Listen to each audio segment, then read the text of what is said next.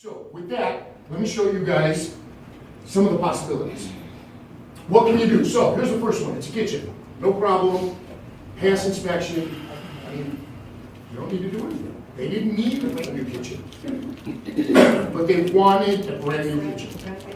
So what we did is we financed the purchase of the home, 30-year fixed mortgage, and we gave them all the money they needed after closing to rebuild and put in a brand new You're kitchen. speaking at the end of the class. Can you get your- Yeah, I mean, it was pure, we financed the appliances, Before, everything like, except, 4 to 11 you know, would the be great. fork spoon thing. Everything else we financed, right? And so it's just, they wanted their dream kitchen, and that's what we gave I them. guess that would be a good- This is gonna play also into the end. Here's another one. I actually took this one, No, you're fine. which is why it's blurry, because I couldn't spend more than 2 minutes in that house. That's the bathroom, and the, obviously this would never pass an inspection, this would be a cash-only transaction. It is not financeable, right? But, remember, on a renovation loan, we'll give them the money to do all the work they need to do, required or optional, after closing, and this is what they did after. They rebuilt the kitchen. They didn't have to make it this nice. They could have just, did what it needed, but they took advantage of the opportunity and it made a beautiful kitchen. Right? Bathroom. Bathroom, right. Yeah, in Chicago it could be a kitchen too. So yeah, and they did it all after closing. Guys, it's important to remember, everything happens after closing. You're gonna hear me say that quite a few times. Nothing is required beforehand. We are never gonna go back to the seller or request that you go to the seller and ask them to make any repairs. It doesn't matter if those repairs are on the appraisal, if there's a violation on title, if the home is vandalized, anything. It doesn't matter where the repairs are coming from, we're never gonna go back to the seller. It is always an as-is offer, as it pertains to the house, right? Our next one is pretty cool. So, obviously they got this at a good price. Fire sale. Jared, did you hear that? I'm gonna use that this afternoon. They got it at a fire sale price. With a renovation loan, a lot of people don't know this, you can tear down the house, build a brand new house. Okay? What you have to do is use the foundation that's there. That's what separates a renovation loan from new construction. You can't do a renovation loan on a vacant lot because there's nothing there. But you can tear the house down and build a brand new house. You can expand the footprint, right? You can build out the foundation, build a bigger house. A lot of people do that. They did that in this case, and I'll show you. But you can completely tear the house down. Can I ask? Please, yeah, please. So I had a situation where I had a guy that didn't have a ton of money, but he wanted to buy a home that he saw listed in a town close to somewhere else. The seller would take cash only, there was no FHA, VA option that he had in his list because it needed that kind of stuff. But the seller still would have taken the mortgage down. So in that case, if you convince the seller to allow the buyer to do one of these, we could have had Yes, a seller. correct. Okay. Guys, when you see cash only, that means they don't know that they can do a renovation loan, or that that's an option. 100%.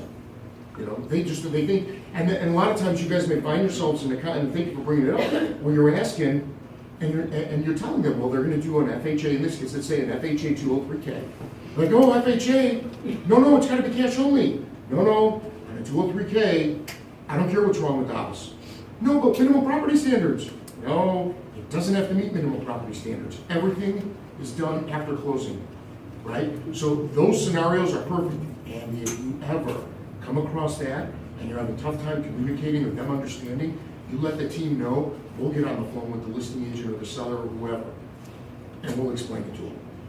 Is that possible on a VA loan as well? Exactly, yes. And we're gonna get to VA, which is, guys, probably one of the coolest things we're gonna talk about is gonna be your VA loan. We're gonna get to that in a few minutes. Thank you for bringing that up. Here's the after. Now, it was a narrow lot, so they couldn't really build out. But what they did is build behind, so they did expand the footprint of the house. Okay? How do you qualify the amount of loan that they're gonna get? Okay, so the question is, how do you qualify them, right? Yeah. Okay, so the same way we would on a purchase. So let's say they're buying, give me an idea. Give me a purchase price. Okay, how much in work? 100. 100, okay. So, we have a purchase price of $350. We're gonna throw 100 on top of the $350. So the total acquisition is $450. Just as if the purchase price was $450. You guys with me? Okay? So the loan, the down payment, their debt ratios, all of that is all based on $450. The 30-year fixed loan is based on $450. Right? We're giving the money to buy it, we're giving the money to finance it. The purchase and sales price on your purchase and sale is still $350. Yeah, I'll get to that, right, Okay, exactly. thanks. So your purchase price is $350, but for the purposes of the loan, you throw the $100,000 on top of it. Based on the qualification. Exactly, yes. And we'll go a little deeper into that in a few too. Okay, this next one. So, yeah, this house, which I think, like, it's like, I think this is like the house in Silence of the Lambs that has the well somewhere hidden in it. I mean, this house is really creepy, right? The only thing that'd be worse is if there was like some clown peeking through the windows somewhere. You know, this thing, I wouldn't let my kids walk past this thing, right? Well, we financed this house, okay? We financed it, and we gave them the money to tear it down or light it on fire, I'm not sure which one they did, and build a brand new house, and this is what they built. Yeah. So, can I ask, I know this Please, is- yeah, please.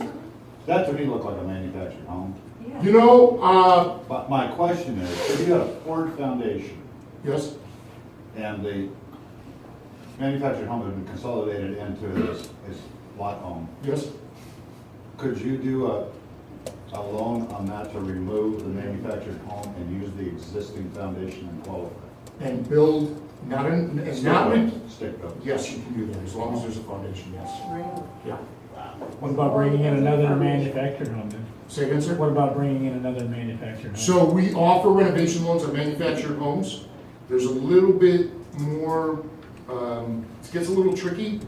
It's really, yeah, there's a few more rules on that, right? Because of just of the nature of it. So we all, on a 203K with a manufactured home, it's really meant to help you guys complete the transaction. So if they wanted to, you know, kitchen work, make the house meet health and safety, upgrade it, things of that nature, yes. Structural, not so much. In his scenario, we're actually removing it and replacing it with a stick built, right? And there's a foundation, do that all day long. Oh, But now, if you wanted to replace it with another manufactured home, modular, yes, manufacturer might run into an issue there. Anything you want to add to that?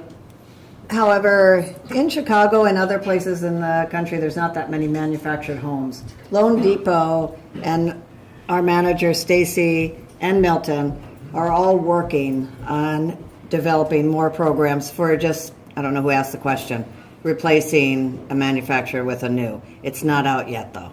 Correct. But they do hear us, and they try and do everything.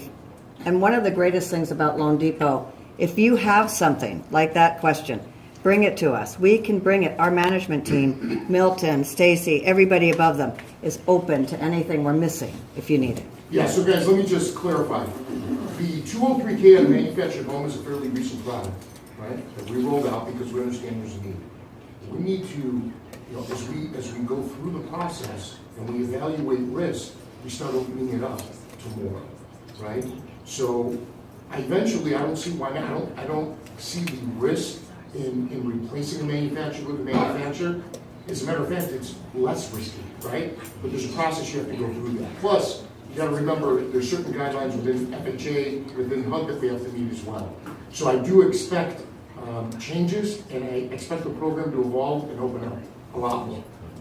Yes? So are these conventional loans or 203Ks? So there's 3 of them, and we're gonna touch on each one. Right now, we're just talking about the key components and showing you what you can do overall with all of it. Correct? Yeah. Pretty cool, right? So guys, the only thing I was like a little weirded out by is that they didn't get rid of the bush that had the clown in it, right? That's the thing, that bush is still there, so, but everything else is beautiful. So, there. We have a conventional renovation loan. is how it works. Very simple. They can put down as little as 5%. They're gonna have PMI. The PMI is exactly the same, right? They can put down as little as 3% for first-time home buyers, 10% for second homes. So standard Fannie Mae conventional programs. We're just adding the renovation to it. They can increase the size and footprint. This is where they do not need a certificate of occupancy. So when you saw that new construction house, that was a home style. Okay? 15% down for investors. Let me explain how this works.